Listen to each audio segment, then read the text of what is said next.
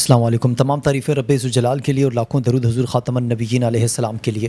ہر time میں خوش آمدید، میں ہوں کاشف رضا۔ ناظرین، آج ہم بات کریں گے آج کے ولاگ میں تحریک انصاف کے لیے ایک مشکلات کھڑی ہیں۔ اگر تحریک انصاف نہیں، آپ یوں کہیں کہ خان صاحب کے لیے ایک بہت مشکل وقت سامنے آتا دکھائی دے رہا ہے، جو ذرائع سے خبریں ہم تک پہنچ رہی ہیں، یا جو ایک لائن بنتی نظر آ رہی ہے جنرل فیض حمید صاحب کی سزا کے بعد، اس حوالے سے بات کریں گے۔ اور اس کے علاوہ خیبر پختونخوا کا رد عمل بھی آیا ہے اس سارے معاملے پر، وہ ہم آپ کے سامنے رکھیں گے۔ اور دوسرا، جو گزشتہ دنوں اسلام آباد میں ایک تقریب ہوئی جس میں علماء اکرام سے مخاطب تھے فیلڈ مارشل صاحب اور وزیر اعظم شہباز شریف صاحب، اس میں علماء اکرام کی طرف سے بیانات آئے، بہت سو نے کہا کہ ہم آپ کی بیعت کرتے ہیں، تو اس پر کچھ علماء اکرام پر تنقید کی جا رہی ہے۔ لیکن اس تنقید کی زد میں مجھے ایسا لگتا ہے کہ شاید بہت سے لوگ اپنے اندر کا ایک زہر باہر نکال رہے ہیں۔ گو کہ میں یہ تو نہیں کہوں گا کہ وہاں جو لوگ جنہوں نے جو بات کہی وہ کیسے ہیں، اگر ان کو آپ نے ٹارگٹ کرنا ہے تو آپ ڈائریکٹ نام لے کے ٹارگٹ کریں۔ تو ناظرین، اس کو بھی کور کریں گے۔ اور ایک اور خبر وہ یہ ہے کہ ایک نئی پارٹی الیکشن کمیشن میں رجسٹر کر دی گئی ہے، مذہبی پارٹی ہے یہ، اس حوالے سے بھی ڈیٹیل آپ کے سامنے رکھیں گے۔ اس سے پہلے آپ سے ریکویسٹ، اگر آپ نے اب تک ہمارے چینل کو سبسکرائب نہیں کیا تو چینل کو سبسکرائب کر لیجئے، ویڈیو پسند آئے تو اسے لائک، شیئر اور کامنٹ سیکشن میں اپنی رائے بھی ضرور دے دیا کریں۔ ناظرین، سب سے پہلے میں بات کر لیتا ہوں گزشتہ دنوں ہونے والے ایک اجلاس کے حوالے سے جو منعقد ہوئی، ایک تقریب منعقد ہوئی جس میں پاکستان کے مذہبی جتنے رہنما تھے یا پھر علماء اکرام تھے، وہ جتنے تو نہ کہیں لیکن کثیر تعداد میں وہاں موجود ضرور تھے۔ ان میں کچھ اہم نام جو نہیں شامل تھے لیکن اکثر و بیشتر وہاں آپ کو دکھائی دیے۔ اب اس کو لے کر ایک تو تحریک انصاف کی طرف سے اور پھر تحریک انصاف سے ریلیٹڈ جو ولاگر ہیں، یوٹیوبر ہیں، یہ صحافی حضرات ہیں، ان کی جانب سے تنقید کی جا رہی ہے، جس میں عمران ریاض خان صاحب پیش ہیں اور فواد چودھری کی تو آپ بات ہی نہ کریں۔ جب بھی علماء اکرام پر تنقید کرنی ہوتی ہے، فواد چودھری آپ کو سر فہرست نظر آئیں گے، اور جب تنقید نہیں بھی بنتی تب بھی وہ تنقید کرتے ہوئے نظر آئیں گے۔ سب سے پہلے میں فواد چودھری کی بات آپ کے سامنے رکھتا ہوں۔ وہ لکھتے ہیں کہ اگر پاکستان کا مستقبل سنوارنا ہے تو مولویوں اور سیٹھوں کا طاقتور دفاتر میں داخلہ بند کر دیں۔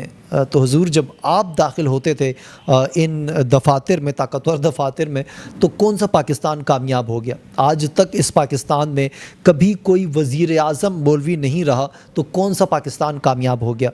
آپ ڈائریکٹ علماء کرام پر تنقید کریں گے تو میرے خیال سے ایک تو ویسے ہی آپ کی کچھ عزت باقی بچی نہیں ہے، جو بچی کچی اگر ہوگی بھی تو آپ وہ علماء کرام پر تنقید کر کے ایک مزید ذلت کا باعث آپ بنتے چلے جا رہے ہیں۔ تو میرے خیال سے ان کو لگام لگانے کی ضرورت ہے۔ اداروں کو چاہیے کہ ان کی زبان بندی کی جائے، اسپیشلی علماء کرام پر تنقید کے حوالے سے۔ آپ پر اگر آپ کو تنقید لازم لگتی ہے کسی پر تو آپ نام لے کر تنقید کریں۔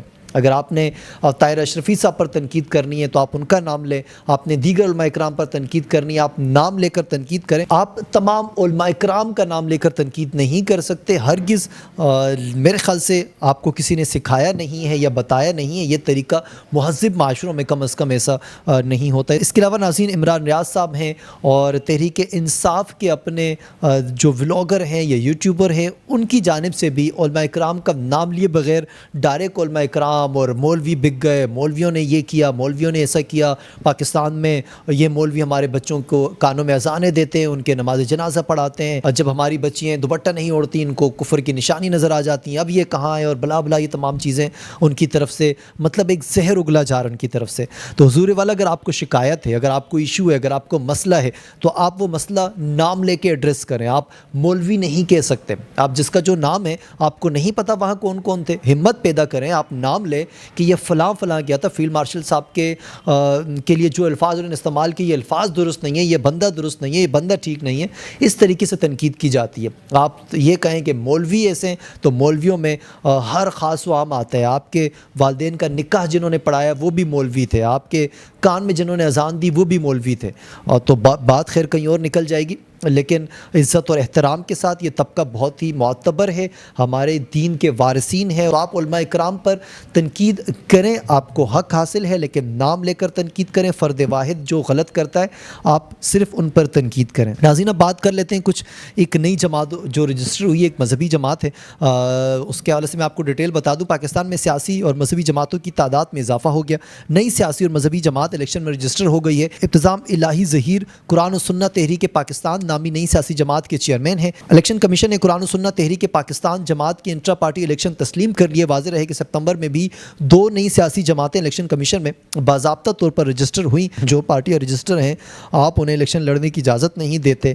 مزید جو پارٹیاں ہیں میرے خیال سے پتہ نہیں یہ کیا کر لیں گی، اتنی زیادہ پارٹیاں، جو پارٹیاں آپ انہی میں رہیں اور ان میں بہتر سے بہتر کام کرنے کی کوشش کریں۔ لیکن ہمارے پاکستان میں جس شخص کے بھی 2-4 جاننے والے ہو جاتے ہیں اسے لگتا ہے کہ میں اپنی پارٹی خود بنا سکتا ہوں اور میں اس ملک کو خود چلاؤں گا۔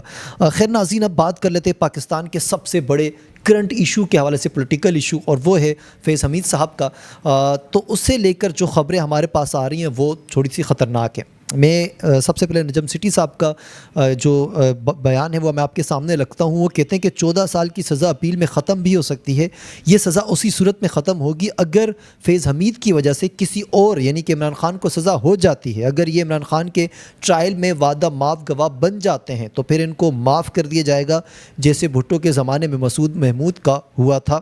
یہ بہت بڑا اور بہت خطرناک انکشاف ہے جو نجم سٹی صاحب نے کیا ہے۔ تو بیسیکلی اگر ہم یہ سمجھیں ان کے اس پوائنٹ کو سامنے رکھتے ہوئے کہ جنرل فیض حمید صاحب کو سزا صرف اس لیے ہوئی کہ اب عمران خان صاحب کے خلاف انہیں وعدہ گواہ بننا پڑے گا اور ان کی سزا ختم ہو جائے گی اور خان صاحب کو سزا ہو جائے گی، یہ نہیں کہ اصل ایشو خان صاحب کو سزا دینا تھا تو اس کے لیے یہ رستہ بنایا گیا۔